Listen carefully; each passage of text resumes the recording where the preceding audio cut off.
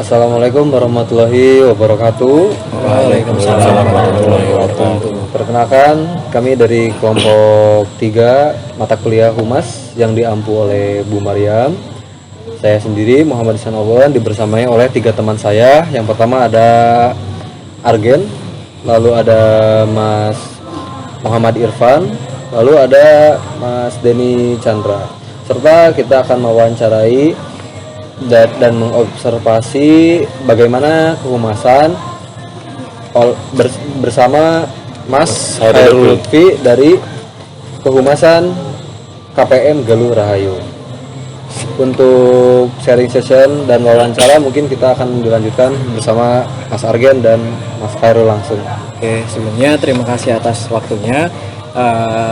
Jadi sebelum nanti kita tanya-tanya tentang kehumasan di KPM Galuh Rahayu, kita mau tahu dulu nih KPM Galuh Rahayu itu apa sih Mas gitu, dan strukturnya itu ada apa aja gitu, mungkin bisa dijelaskan kepada kami. Terima kasih.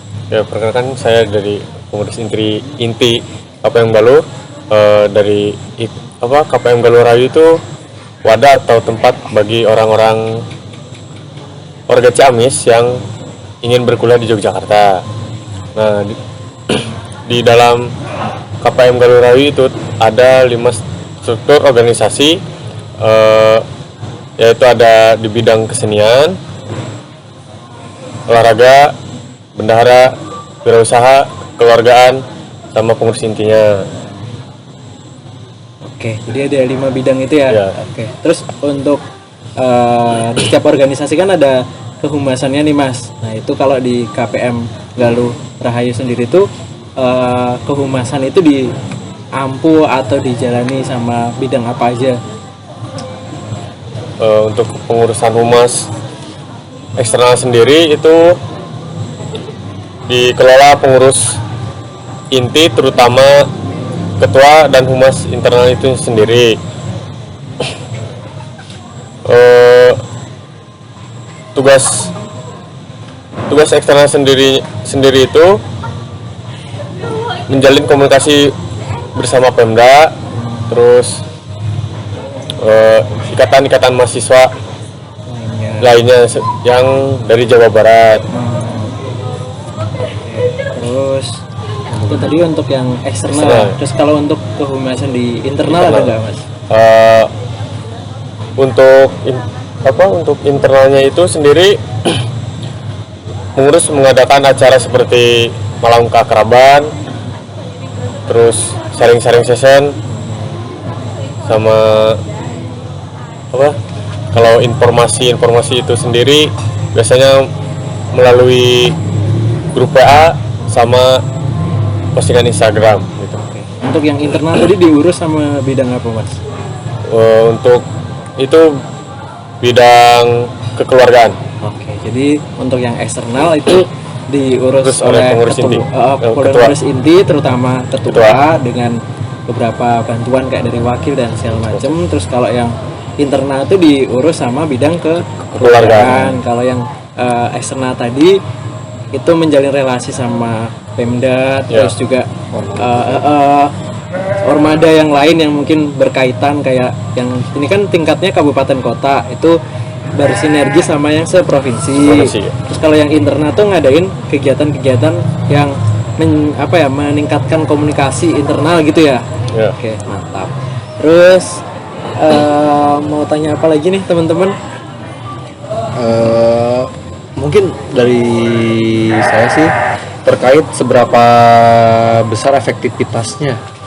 Yang perlu ditanyakan itu mungkin efektivitasnya ketika bidang kehumasan itu dipegang oleh pengurus inti atau malah berbaur dengan bidang lainnya gitu. Gimana seberapa efektivitas sih dan bagaimana efektivitasnya? Untuk sejauh ini efektivitasnya sangat baik. Untuk itu kami ada mengadakan acara Disnatalis atau ulang tahun KPM Galuh Rahayu pada tahun 2022 kemarin, mengadakan di UNY. Dan untuk warganya sendiri berpartisipasi sangat baik. Jadi sejauh ini udah partisipasinya udah bagus Baik, gitu bagus ya, ya. udah bagus gitu ya. Lalu mungkin kalau misalkan ada kayak tadi di eksternal mungkin ya, mau bertanya ulang kayak, berarti kalau misalkan ada acara-acara besar gitu seperti Milangkala tadi gitu, berarti di mana humas pengurus intinya itu yang turun langsung untuk menghubungi ormada terkait bersama Pemda, Ya. DPR dan sebagainya gitu kan, berarti ya Ya. Undang gitu ya. mengundang berarti ya. Dan mungkin meminta kayak apa ya? Bantuan dan segala macam gitu ya. Bantuan ya buat fasilitas asrama itu sendiri. Oke. Jadi Pemda sama organisasi apa kemahasiswaan daerah yang mungkin masih berkaitan itu saling membantu gitu ya untuk keberlangsungan di KPM Galuh Rahayu gitu ya. Untuk ikatan mahasiswa yang dari Jawa Barat itu sendiri masih masing-masing dari Pemdanya sendiri untuk bantuan fasilitas-fasilitas lainnya. Tapi dari pusat, dari Jabar itu ada juga itu Ren, itu buat fasilitas asrama seperti asrama Kujang. Untuk itu asrama Kujang diisi sama semua dari perwakilan per daerah itu ada sebagai pengurus di asrama Kujang itu. Lalu selanjutnya mungkin yang mau ditanyakan itu terkait pernah gak sih humas menghadapi permasalahan yang merepotkan gitu, Misal ada masalah komunikasi atau apa gitu, atau kurang partisipasi gitu.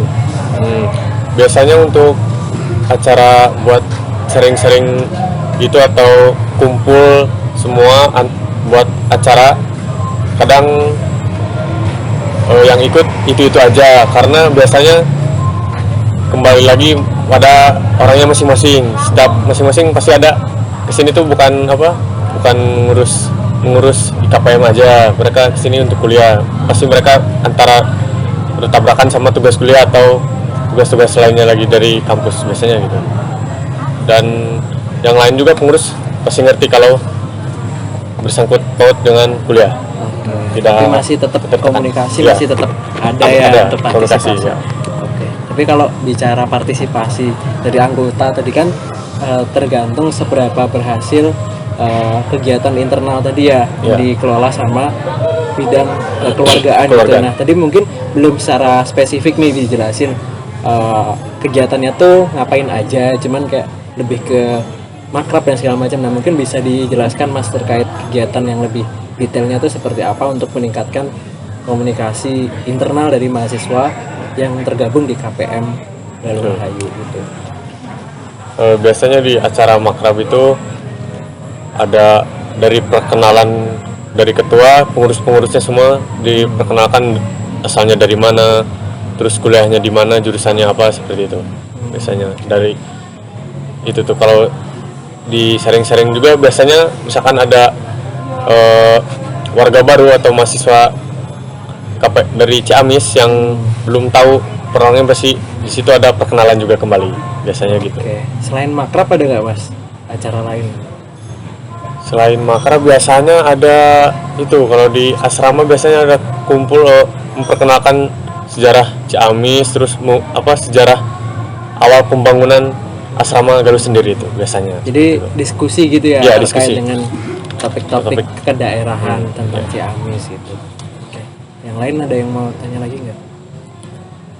Cukup.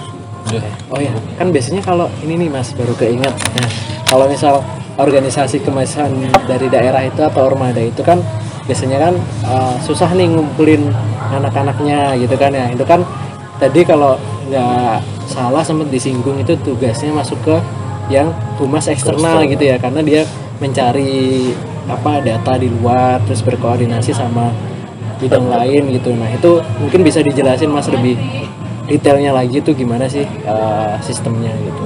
Untuk sistemnya itu sendiri biasanya pengurus inti juga membantu kekeluargaan itu untuk turun ke sekolah-sekolah seperti SMA, SMK untuk biasanya itu kegiatan dinamain sospen, sosialisasi pendidikan. Nah di situ kita menjelaskan KPM itu apa, terus mendata siswa-siswa yang mau kuliah di Jogja. Nanti biasanya ada pendataan lewat tulisan, biasanya seperti itu. Terus biasanya di situ ada menulis nama sama nomor WA yang aktif atau ya nomor aktif yang bisa dihubungi. Setelah itu biasanya membuat grup untuk calon-calon mahasiswa Ciamis yang mau kuliah di Yogyakarta. Setelah itu ada pendataan ulang, mengisi GPOM siapa aja yang fix atau ya yang jadi kuliah di Jogja itu sendiri. Nanti baru ada grup perangkatannya lagi dan grup khusus warga, grup besarnya juga. Oke, jadi itu tadi sebenarnya tugas karena berkaitan dengan anggota, jadi tugasnya kekeluargaan gitu ya. Tapi karena agak besar jadi dibantu sama ketua. Ketua gitu ya, pengurus lain juga. Mungkin dari Mas Denny ada atau Mas Argen? Ya, tadi kan lebih banyak bahas tentang humas konvensional ya, humas yang lebih ke apa ya, kegiatan langsung gitu ya, yang nggak pakai media digital gitu. Nah, sekarang mau tanya tentang humas digital gitu, itu gimana aja? Kan biasanya humas digital tuh pakai sosial media tuh Mas. Nah, tadi kan disebutin sosmednya kan ada dua, ada Instagram sama WA. Nah, untuk yang di Instagram sendiri tuh yang sering dipublikasi tuh apa aja sih gitu di situ? Untuk biasanya yang dipublikasi di Instagram itu langsung biasanya kegiatan-kegiatan yang dilakukan KPM itu sendiri. Kayak press release kegiatan gitu ya. Semua kegiatan pasti diupload di situ.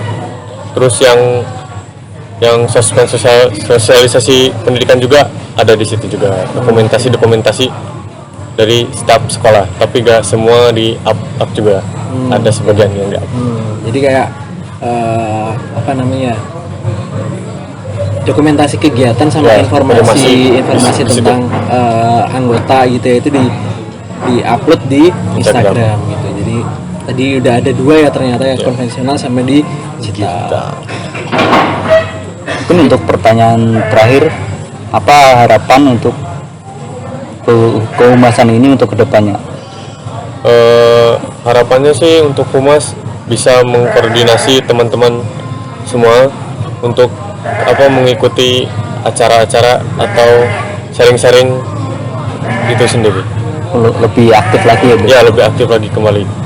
Kalau untuk harapan ininya ada nggak, medianya kita ada nggak? Untuk harapan medianya itu udah baik ya, lebih baiknya lagi tetap stabil atau ditingkatkan kembali agar tetap aktif di situ. Sudah mungkin ya? Sudah cukup lama mungkin kita berbincang-bincang terkait sharing session dan perkara kehumasan di KPM Galuh Rahayu.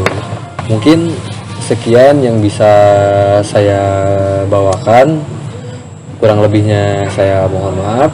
Wabillahi taufiq wal hidayah. Assalamualaikum warahmatullahi wabarakatuh. Waalaikumsalam warahmatullahi wabarakatuh.